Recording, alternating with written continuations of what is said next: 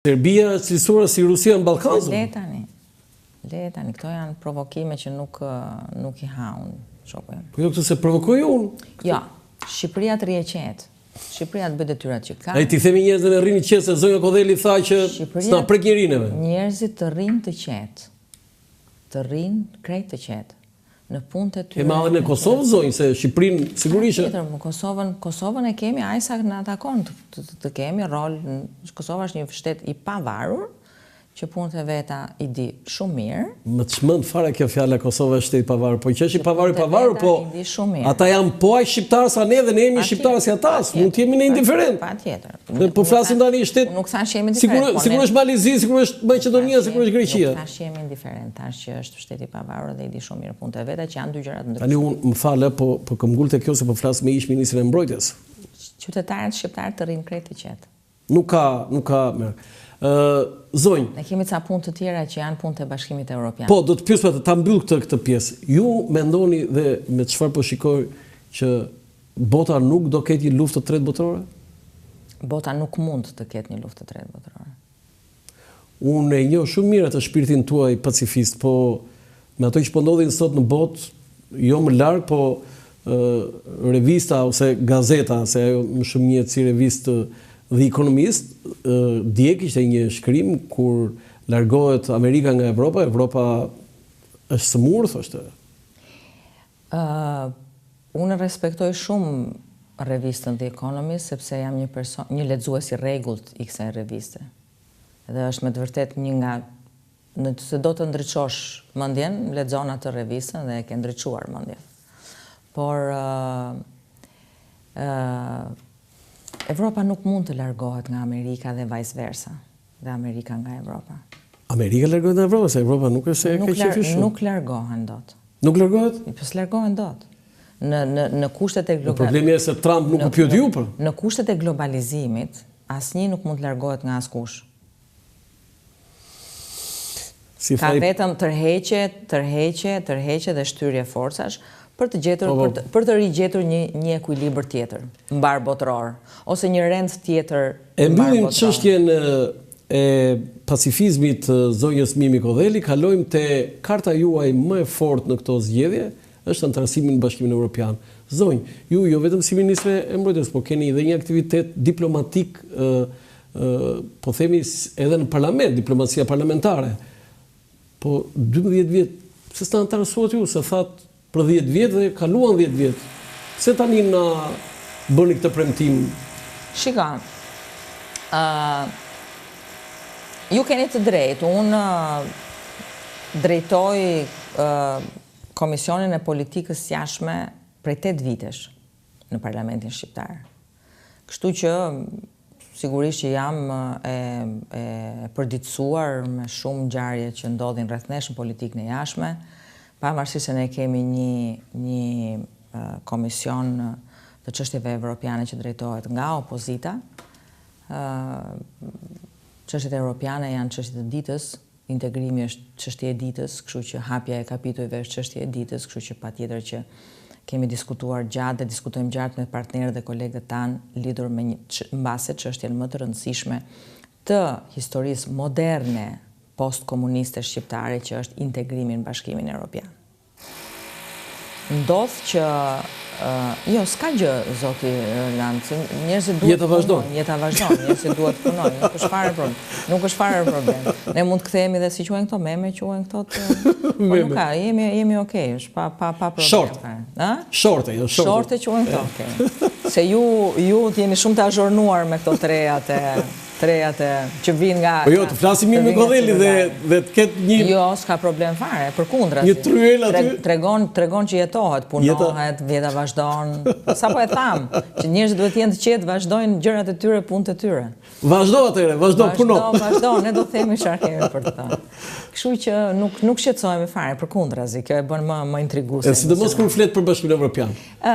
Po, sepse me qira fjala, parat që do të injektohen dhe që kanë filluar të injektohen ndërkohë nga Bashkimi Evropian, $65 milion, po, nga Bashkimi Evropian, janë parat të cilat ne duhet jo vetëm të dim të menaxhojmë, po të dim të çojmë në sektorët që duhet, të dim të bëjmë investimet e duhura dhe të dim t'i kthejmë këto në mirëqenie të qytetarëve shqiptarë.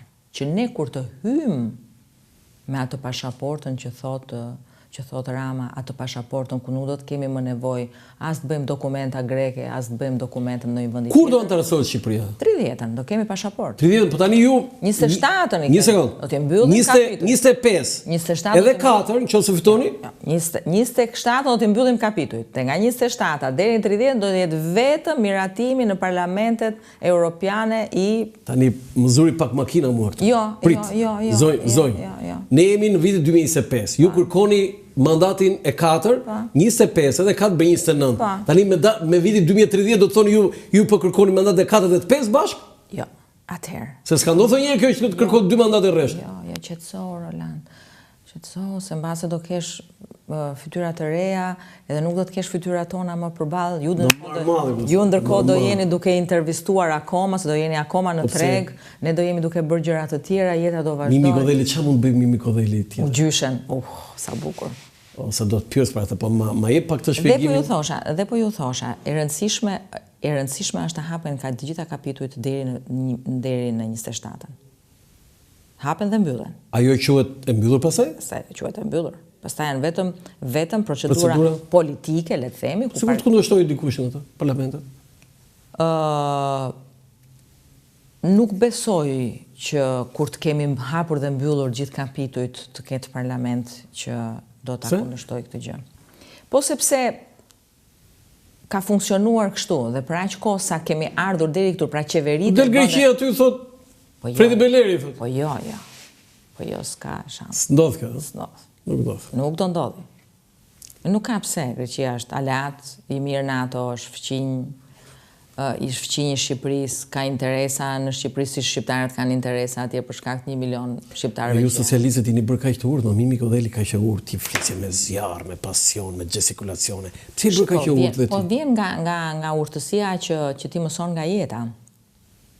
Unë vazhdoj të jem një njeri apasionant kur Jo, pasionant, po vetëm pasionant nuk po më dukesh në këtë intervistë, Po shiko, Rolandi, po kam dhe një moshë caktuar njeriu që fillon e flet ndryshe. Tani ne kemi një 81 vjeçar që është kryetari i Partisë Demokratike dhe flet me të njëjtin pasion tani. Ky është ndryshim.